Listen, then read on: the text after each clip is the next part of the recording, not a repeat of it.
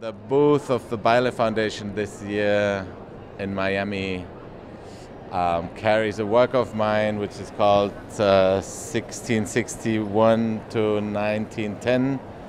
from Nagasaki, MEIJI, SETTI,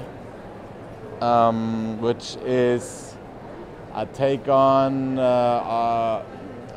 the kind of traditional pornographic images that were up to the early 20th century made in Japan, and that's what the whole installation is based on, and what you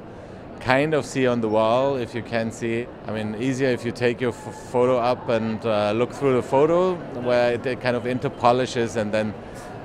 the relatively abstract wall painting, pixelated wall painting, suddenly becomes something relatively concrete. Of course, it has a lot to do with this idea of what you should see and what you would see and what you may see and may not see, and how surprising it is. And that happens in a lot of levels, you know, like from the moment that the tiles you see in the wall, you only realize when you're relatively close that they're not really tiles, but they're wallpaper. It happens from these objects that from certain angles and perspectives, they blend into the wall, so it's almost like a camouflage or something. And up to the fact that when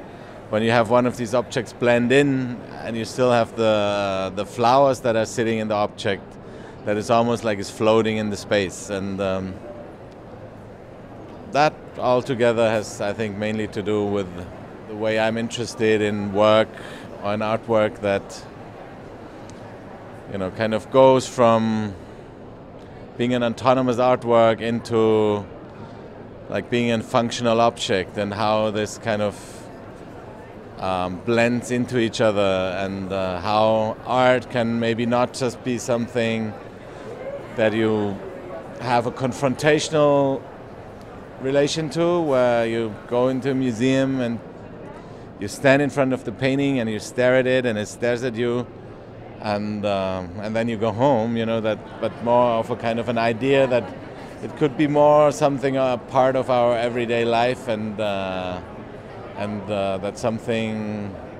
that is not only there to see but also to